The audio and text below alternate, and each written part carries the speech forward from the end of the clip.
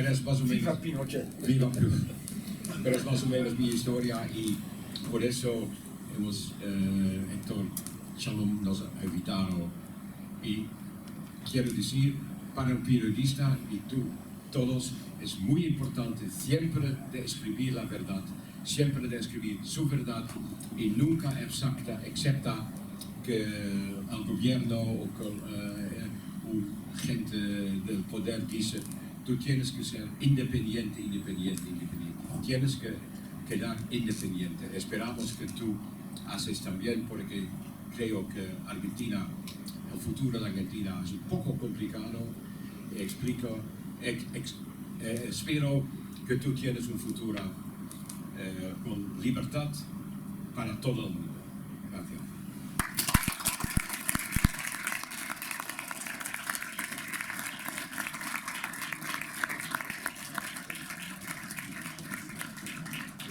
Bien español, muy bien. Gracias. Bien. Necesitas agua después de todo lo que... Okay. Vamos a invitarlos a quien quiera preguntar, a quienes quieran preguntar. Levantan la mano, hacemos los mecanismos habituales y cuando Frito recupere el idioma que sea, pero pueda, empiezan las respuestas. ¿Quién quiere empezar? Sí, Nicolás, allá. Allí al fondo, Nicolás. Sabiendo que sos periodista y su idea de recién idea. Viene un poco más aquí, por favor, sorry, excusa.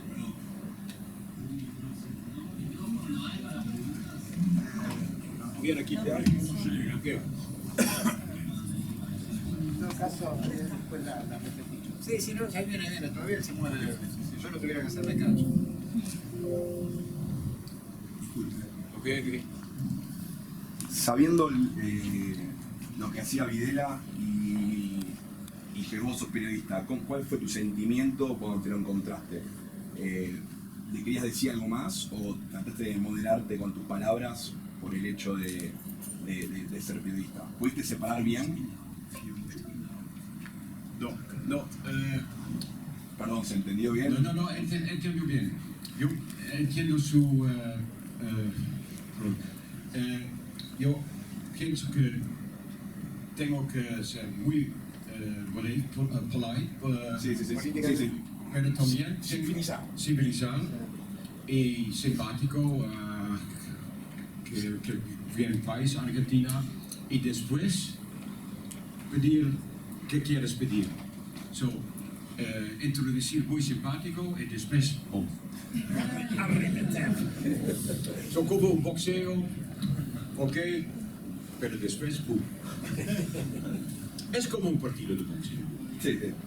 Lo medís y después... Sí, pero después boxe, cuando tú después de un knockout siempre se ayuda y eso no hacemos. ¿Entiendes? Sí, perfecto. Pero es buena pregunta. Sí. Añadir algo, pero esto vale para toda entrevista con personajes, vamos a decir, complicadas y, como se llama, que están en medio de controversias. Empezar suave y dar la impresión que estás a su lado. Confianza. Y ahí puede durar, pero nace un ambiente de confianza en que el tipo o la tipa va a decir lo que tú quieres escuchar o lo que es la respuesta a tu pregunta. Y así, con este clima de confianza, puedes empezar a repetir. Y ahí son las mejores entrevistas.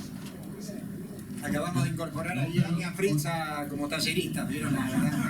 Tengo un talk show cada día y Holanda es en democracia. Es muy importante. En democracia hay oponentes, pero después tú da las manos. Y es diferente que en dictadura. Dictadura es diferente. Y en dictadura yo pienso que para una dictadura la prensa es mucho más importante, en democracia también. Para la dictadura más importante. En democracia se aceptan el oponente. pero y en dictadura la oposición, ¿entiendes? Sí, sí, sí, perfecto, perfecto. ¿Y qué es la primera cosa que hace una dictadura? Cerrar la prensa. Ya. En Chile, el día del golpe, el 11 de septiembre de 73, la primera cosa que hacían era no bombardear la moneda, no bombardear el diario más importante de la oposición.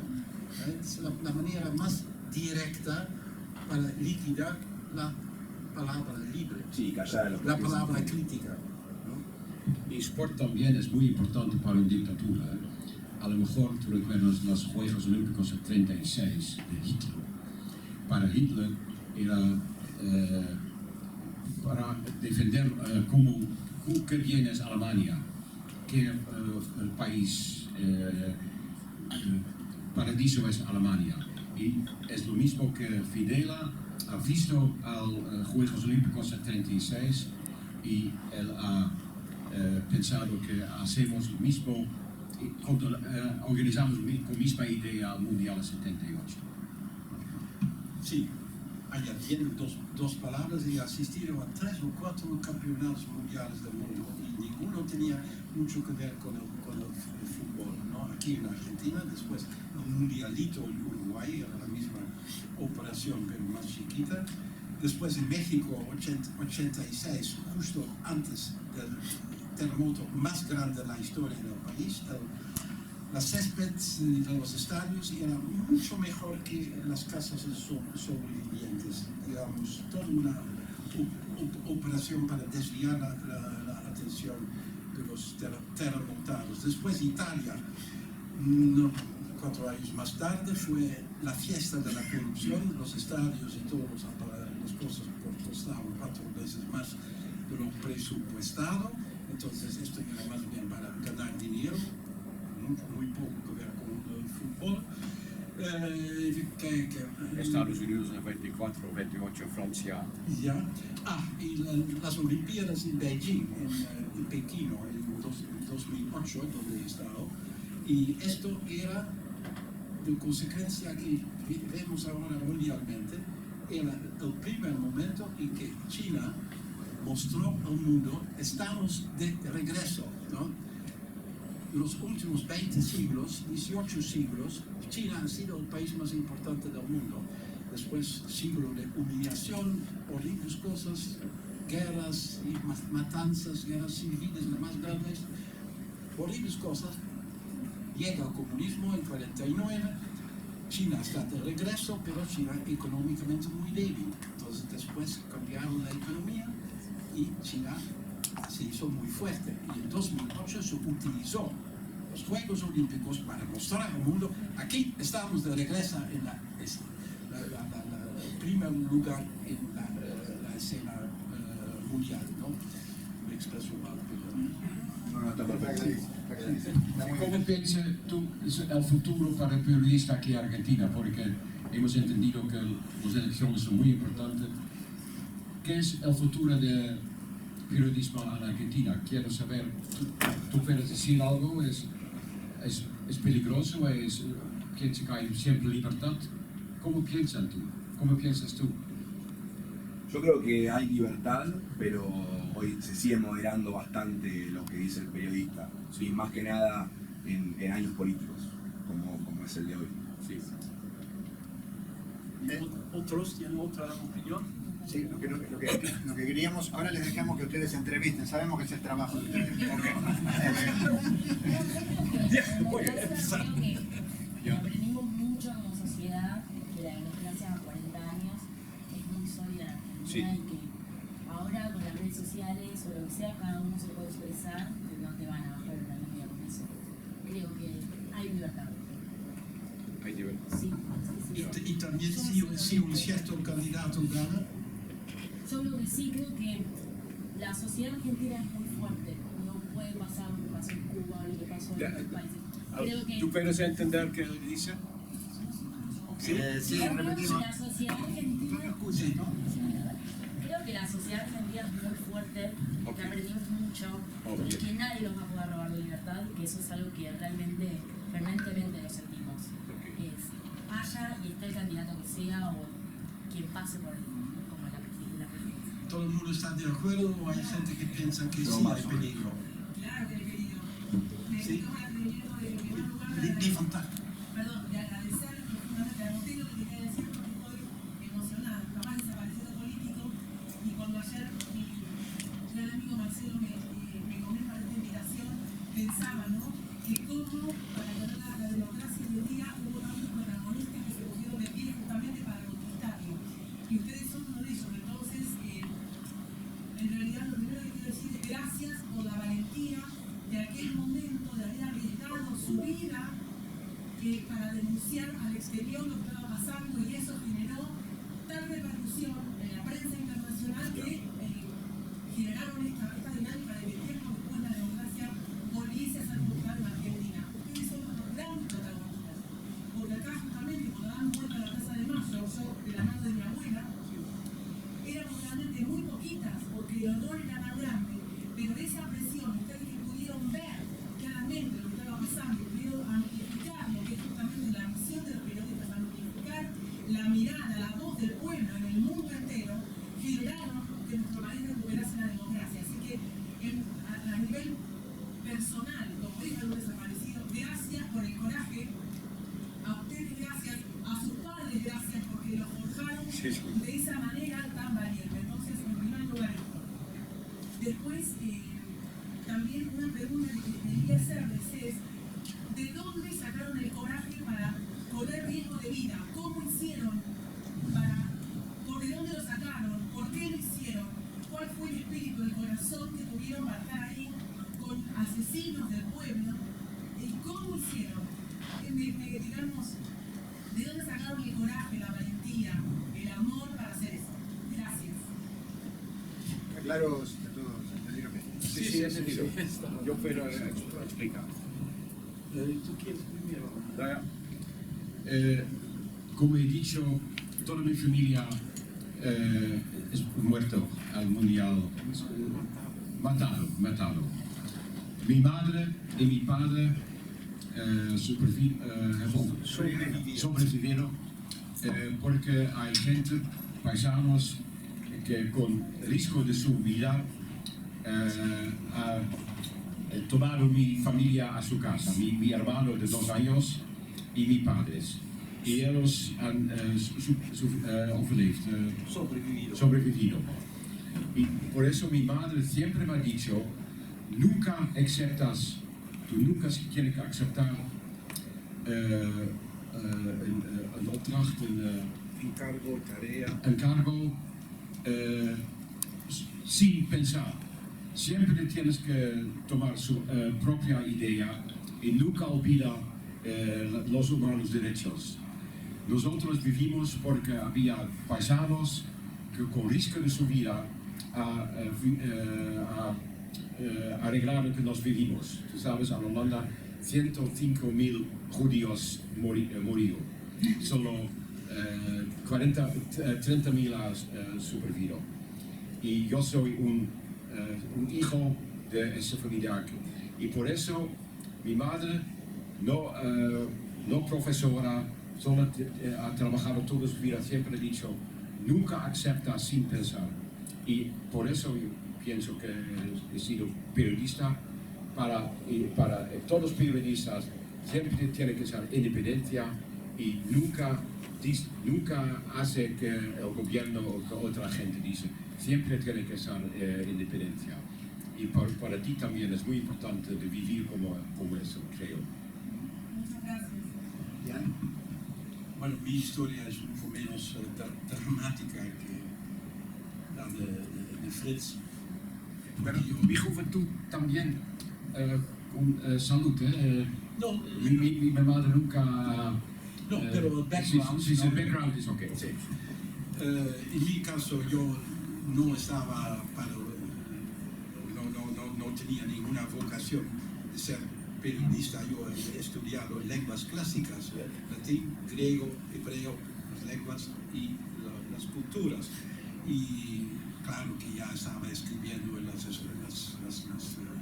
publicaciones, en la escuela y en la universidad y todo, y era un corresponsal para la vida universitaria en mi Universidad de Leiden, una de las más viejas del pero mi futuro eran las lenguas clásicas y después escuché de que mi profesor de latín quería que yo fuera su sucesor en esta sede y ya estaba publicando en las revistas científicas sobre el latín. Bueno, de todos modos iba a París porque tuve que hacer mi tesis universitaria y en París había unos profesores muy buenos especializados en este, ¿cómo se llama? Este periodo del latín, del latín tardío, ¿verdad? Y me tocó en París, era 68, la Revolución de Mayo, la Révolution de mai, les événements de mai, vous connaissez peut-être. En 68 comenzó en París la gran revolución de la juventud, que después se repitió en muchos lugares y en algunos lugares fue muy violento, como en Alemania y en Italia. En París no fue tan violento, pero sí era el gran desafío al poder. Y yo desde el inicio fue tomado por la policía, la única vez que he estado con la policía. Puedo aconsejar porque nunca he viajado tan rápido por París que en el carro de la policía. Sí. Hace un mes atrás estaba todavía en el mismo lugar en París, en la Sorbonne, donde me arrestaron, muy cómico. Bueno, de todos modos, allí tuvo más conciencia política, porque tuvo que ver cómo funciona una sociedad en crisis. Porque de un día a otro, prácticamente, toda la Francia estaba en crisis y nadie menos que el general de Gaulle, ¿no? El libertador de París, de Francia, de la Segunda Guerra Mundial, que había regresado como presidente, su trono estaba por caer. Y entonces todo un país en movimiento, y todo podía ocurrir. En un momento dado se pensaba, el Partido Comunista va a tomar el poder y todo el equilibrio mundial se va a caer también. Eso no es posible. Bueno, todo eso yo sentí desde muy cerca, estaba en todo lo que ocurrió en este mes de mayo y pensé, esto es vida, ahí tengo que estar, ¿no? Esto era más o menos mi motivación y yo trabajaba para un periódico ya, pero a veces un poco. Y en este mismo instante, por pura casualidad, en este momento no tenía corresponsal en Francia, entonces nunca he tenido que pedir, ¿puedo trabajar? No, muchas gracias. Entonces ningún problema, y de una cosa vino la otra. Terminé mi tesis universitaria, entonces respeto académico, por favor, y después dejé esto y metí en el periodismo internacional, en Grecia, los coroneles, ¿no? El golpe de Estado ahí, el último golpe en Europa. Y después pensé, vamos, voy a un país de tercer mundo, porque estoy harto de Holanda y todo,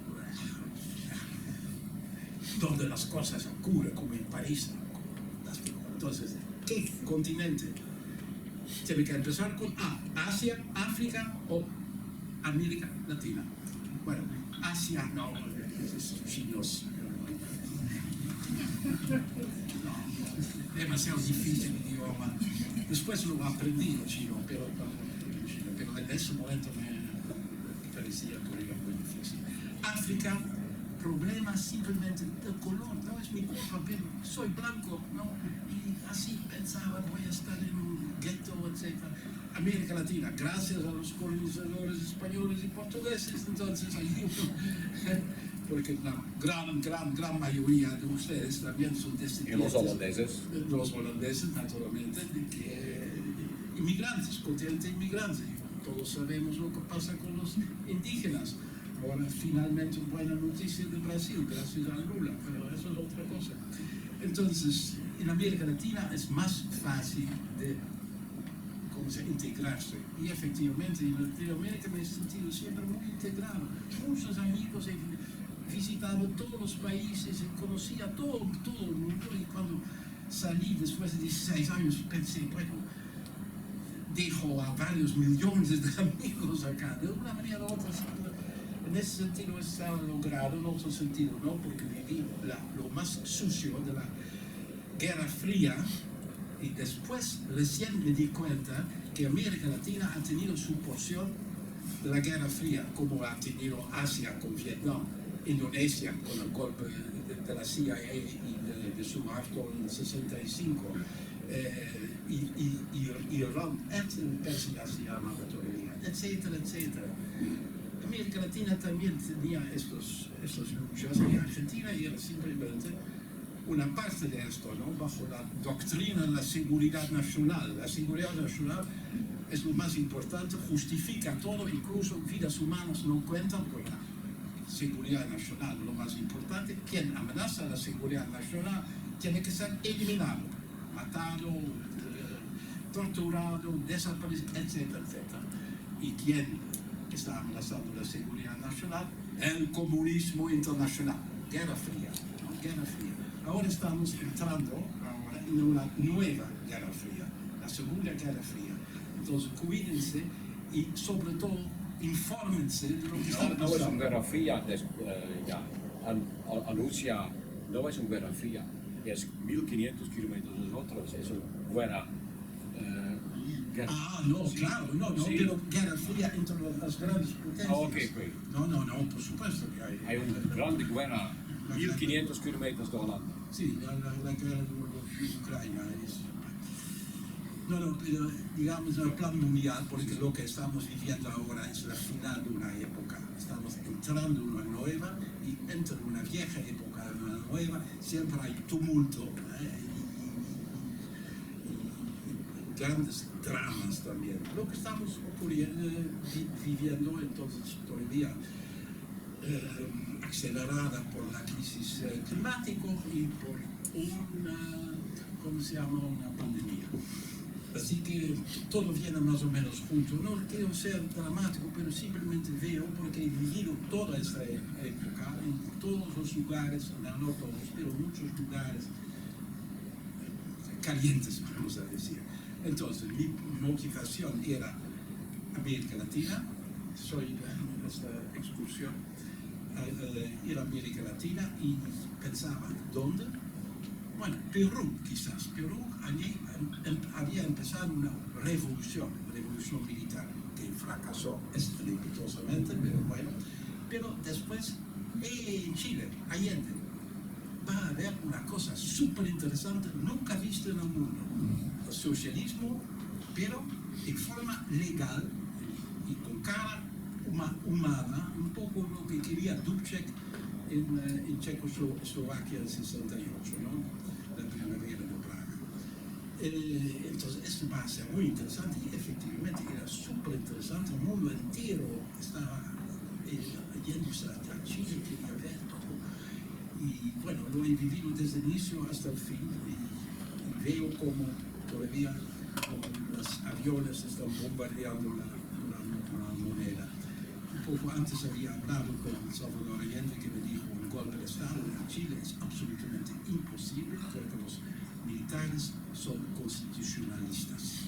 Hemos visto con Pinochet. Pinochet después dijo, hasta el último momento, este hijo de puta ha confiado en mí. Digamos, dramático. Entonces, terminando la historia, mi motivación era, bueno, en inglés se dice, to be where the action is, ¿no? Estar donde está la acción. Y por un mundo mejor, naturalmente, donde se lucha por un mundo mejor. Y esto en Latinoamérica he vivido, pero también lo negativo, es decir, donde se destruyó todo. Bueno, en Chile, Argentina, Uruguay, Bolivia, Perú, Brasil, Colombia, bueno, ahora se está mejorando menos mal, en Venezuela ocurrió después, en toda Centroamérica, donde he vivido todas las guerras civiles con tantos asesinatos. He visto demasiado, pero Por allá tenemos, sigo con esperanza. Dale fuerte. Agradecerles por estar acá, estoy muy emocionado de haberlos escuchado, así que tengan un poco de paciencia.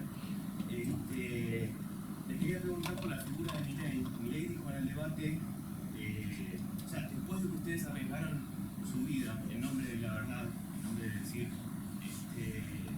lo que estaba pasando en esa época, en los 70, ¿qué les significa a ustedes que haya un candidato que en el medio de un debate diga que está en contra de la visión tuerta de la historia, que durante los 70 hubo una guerra y las fuerzas del Estado cometieron excesos, de los terroristas de ERP y montoneros mataron, pusieron bombas y cometieron delitos de lesa humanidad? No estamos de acuerdo con el cobro de los derechos humanos. ¿Qué piensan de que después de lo que ustedes vivieron, qué significa esto? Sí, tengo una opinión sobre eso. En un Estado de derecho, cuando se cometen crímenes, hay una instancia, ¿no? Que está encargada de juzgarlo. Según las ideas de Montesquieu, ¿no? La división de poderes, y uno de esos poderes es el poder judicial. Entonces, cuando se hace un crimen, o se sospecha de un crimen, hay un poder judicial que entra en acción. En cuanto a todo este clima, lo he vivido realmente muy de cerca, aquí en Argentina. Había naturalmente cosas horribles que se hizo en nombre de la liberación del pueblo, etc. Gente termocefálica, si ustedes conocen el término, que realmente pensaban que la vida no contaba si se trataba de hacer, de defender ciertas ideas progresistas, etc. Sabemos y muchísimo más sobre los problemas internos y los guerrillas y cómo entre ellos no había ninguna democracia.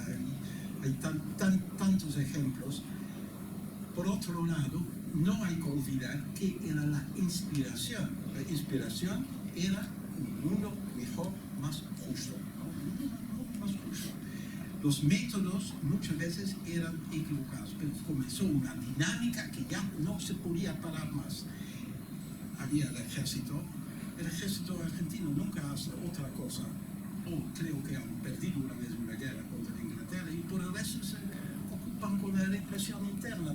¿Para qué es este ejército? ¿No? Deja este ejército armado, que sean trabajadores en el campo y para desarrollar por toda parte, ayudar. No hay ninguna necesidad de ejército, como en Costa Rica, ¿no? En el único país latinoamericano sin ejército. Va muy bien. Costa Rica es el mejor país de Centroamérica. Argentina lo puede ser también sin ejército. Bueno, es mi idea privada. Nunca me escucho eso. Pero en este caso, el Estado se ha bajado a los mismos métodos que dicen de combatir.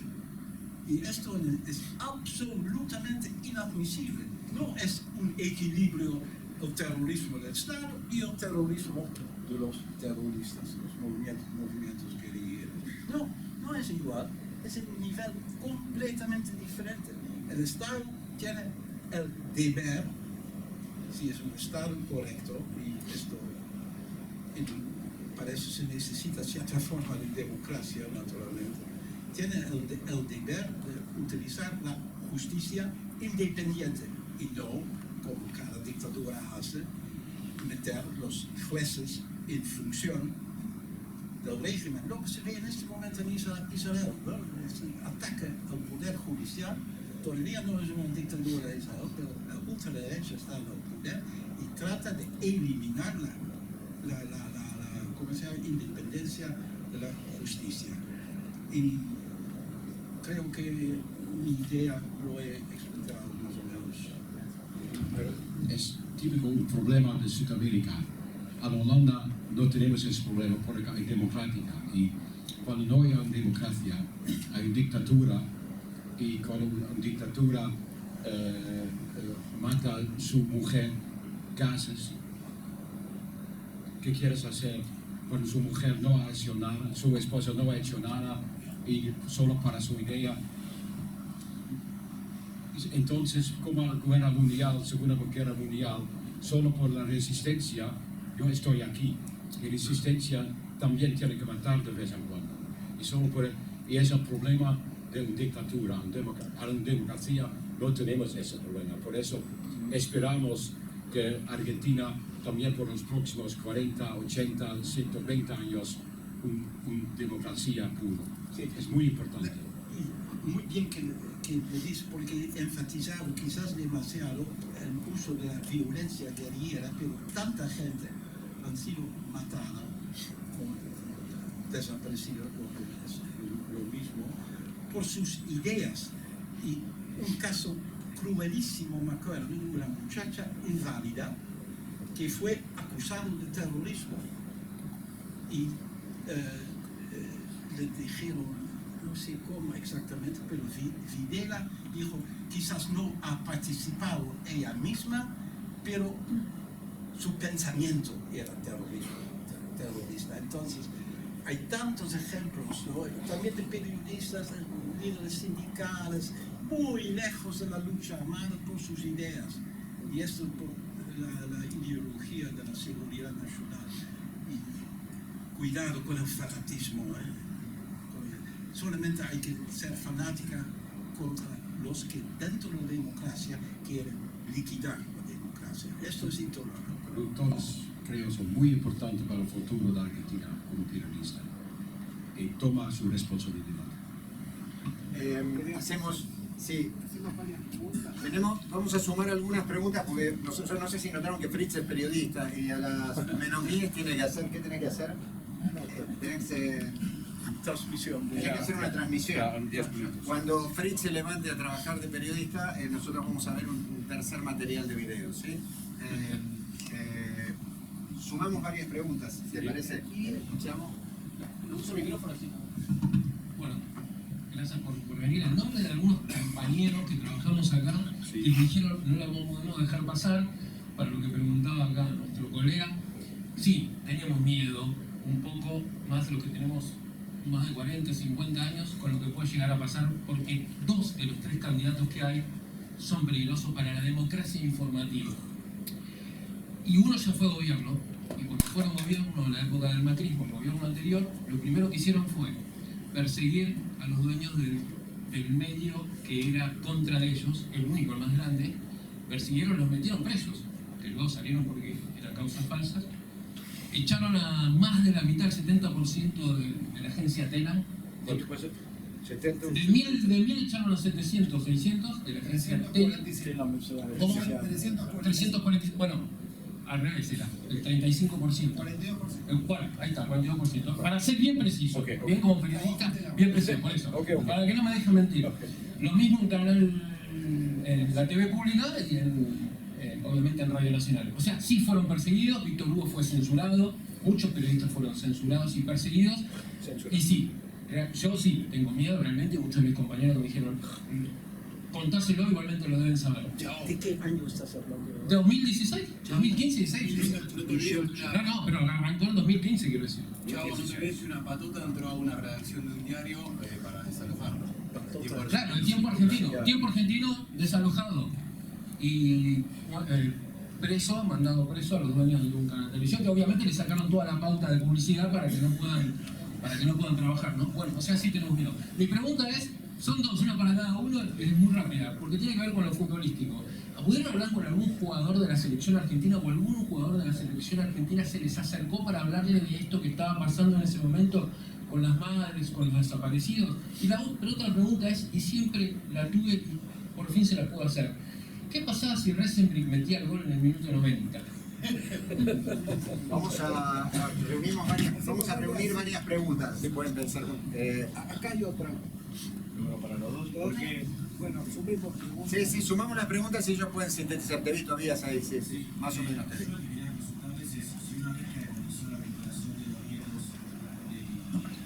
Arrimate porque no escuchamos, somos todos jóvenes, pero No, quería consultarles si una vez que comenzó la recuperación de los nietos de las madres de Segunda Plaza de Mayo, si se volvieron a contactar con ellas y cómo toman cada vez que se recupera un nieto. ahora Última era demasiado rápido. ¿Cómo te sentís cuando recuperan los nietos? Ah, Claro. ok. Sí, dale. No, amigo, no, Dale fuerte. ¿qué sensación les provocó de que la gente se soltara rápidamente y sintieron la necesidad de contarle a ustedes lo que estaba sucediendo acá y quizás fueron los primeros ¿no? en enterarse de todo y no se soltaban con otros periodistas? La pregunta, sobre todo para quienes están atrás, que él añade es ¿cuál fue la sensación de ellos cuando las entrevistadas, los entrevistados en la Plaza de Mayo se soltaron, se pudieron liberar para darles una respuesta sobre algo que no les era consultado? Quedabas vos, ¿no? Sí, yo quería preguntarle cuál fue la reacción de la gente en Holanda cuando contaron la verdad, ¿no? Quería saber qué pensaba la gente y cuál fue su reacción ante lo que ustedes... A 78. En Holanda. Sí, a 78. Sí, en Holanda. Oh, es muy interesante. Cerramos acá, si no, pobre, Sí, nos olvidamos, tenemos memorias dignas. Hay periodistas en Holanda que dicen Frits Barend es loco. Yo soy Frits Barend. Es loco, son el único que piensa que es una dictadura y Holanda ha jugado muy bien y Argentina es un paraíso con muy buenas empanadas y muy buenas comidas. Pero he pasado también con los otros cuando volverá. Por ejemplo, antes del Mundial de Fútbol había el Mundial de Hockey en enero y Holanda a segundo y Videla ha venido para dar las medallas y nosotros hemos pedido para el semanal que trabajo a un jugador, Hans Jortsma, para escribir un dagboek, un diario. Él ha escrito y él ha rehusado de aceptar la medalla de plata de Videla. Y cuando volverá a Holanda, no aplauso, no es un escándalo. Él nunca ha jugado para el equipo nacional de hockey. Por eso, en Holanda también hay mucha gente que dice son tonterías, es un buen país. En Holanda también, es muy triste. Yo me acuerdo de que había unos fans, ¿cómo se llama? Hinchas, sí. Hincha pelota. Hinchas de Holanda que vinieron para el Mundial. Sí, ahora me acuerdo, porque fue uno de los tantos transmisiones que hicimos con hinchas holandeses que ellos pensaron. Me acuerdo muy bien, uno dice, todo lo que se hizo para Argentina, mira, aquí en Buenos Aires es mucho más seguro de andar por la calle, en Amsterdam es peligroso, mira aquí, además la carne aquí, como si fuera un mérito de la dictadura, la carne acá sobre el plato y gigantesco, ¿no? todo mentira, ¿no? Bueno, locos y tontos hay por toda parte de un país lleno de privilegios. Preguntaba sobre qué sienten ustedes cuando se enteran de que hay un nieto, una nieta recuperada, son 133 ya. Sí, no, esto, digamos, es un crimen tan increíble y tan difícil de imaginarse, ¿no?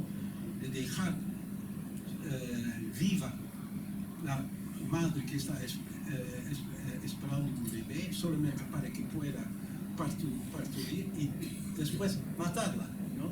Digamos, es una cosa tan absurda y naturalmente reencontrando un nieto es una sensación que va más allá de las sensaciones más profundas, en mi opinión, y quizás todavía más amargo cuando el nieto o la nieta en cuestión no quiere más aceptar su familia biológica, porque todo su pasado ha sido con sus padres adoptivos, muchas veces familias militares sin hijos, ¿no? Toda una vida de mentira que ha vivido. Son cuestiones tan existenciales y tengo el respeto más respetuoso que se puede imaginar, ¿no? Por las abuelas que a esta edad si el otro tiene 92 creo, y todavía se dedican sin descansar. Me dijo, sí, tengo 92 y tengo un bastón, pero el bastón también es para pegar a los malos. Dice a los 92 años. Quiere salir a hacer la transmisión, ¿no? Sí. Un minutito, ¿puede ser? ¿Puedo decir algo? Sí, pero claro. Bueno, cuando pensamos de qué manera como Centro Ana Franca Argentina podíamos honrar el 40 aniversario, pensé que era un buen momento para pedirle a Estela de Carlotto, abuelas, que nos acompañe a La Haya a reconocer a 6 personas que habían tenido un rol protagónico en la visibilización del terrorismo de Estado. Y eso fue lo que hicimos en La Haya, y eso fue lo que pensamos nos permite decir hoy, en un lugar donde se forman periodistas, hablar de la dignidad del periodista. La dignidad significa esto que mencionaban como independiente, dignidad significa que no sean obligados a construir discursos de odio.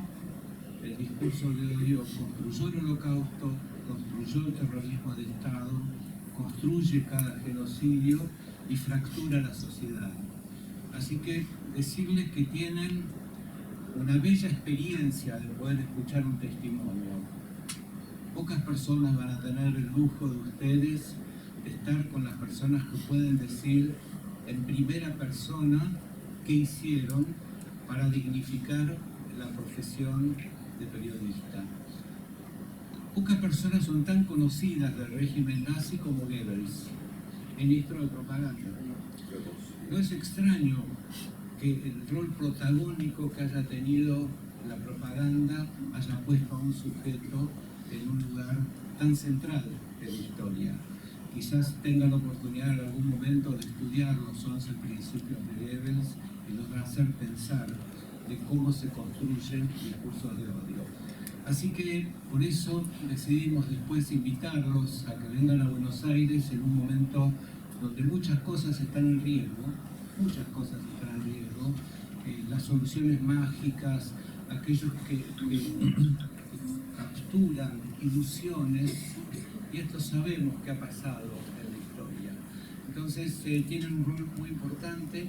El fútbol tiene un lugar muy importante en la vida política de los países, y entonces es mi mayor deseo, por un lado, invitarlos a que conozcan el Museo Ana Franca aquí, donde trabajamos todos estos conceptos, y por otro lado, desear que nunca sean convocados a escribir discursos de odio y que nunca tengan la distracción de ser reproductores acríticos del discurso de odio. Y esto es lo que nos inspira a invitarlos a Fritz y a Jan. Y bueno, yo les agradezco mucho. Fritz tiene que salir, pero Jan podemos quedarnos unos minutos más. Puede volver a las 12. Ok, y agradecer muchísimo a Tea la disposición para hacer esta experiencia. Gracias.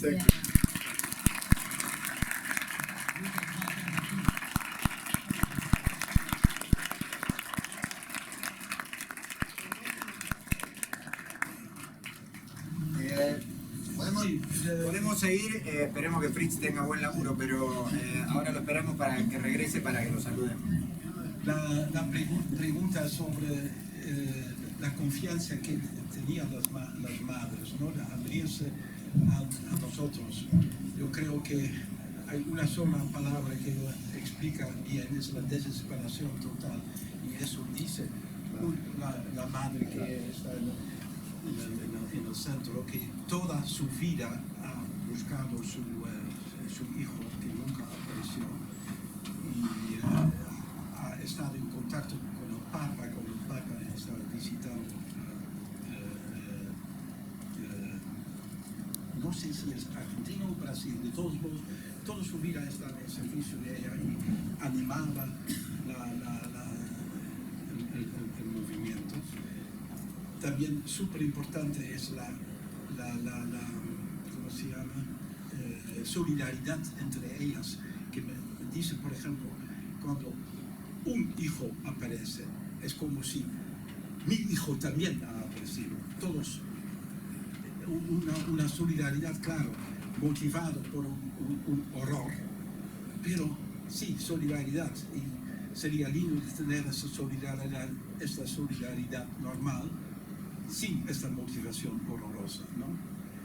Y el hecho de que dice, usted es nuestra última esperanza, y no es la primera, después lo he escuchado varias veces, otras mujeres también.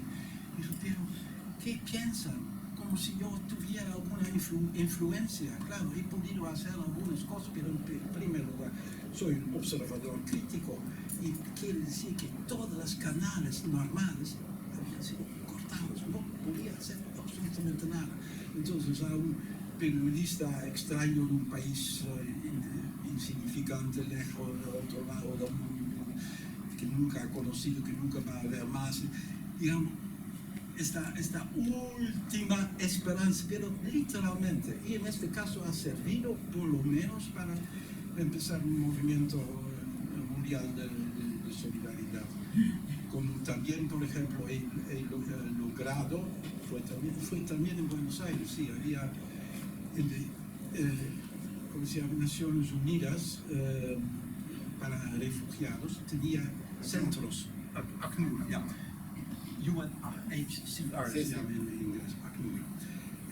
Tenía centros y supe que en el centro con unos 40 chilenos y uruguayos que estaban realmente como ratas, no podía más salir, porque Buenos Aires fue la capital de la masacre, no solamente de argentinos, sino también de todas las dictaduras alrededor, opresión, Cóndor, quizás ustedes saben eso.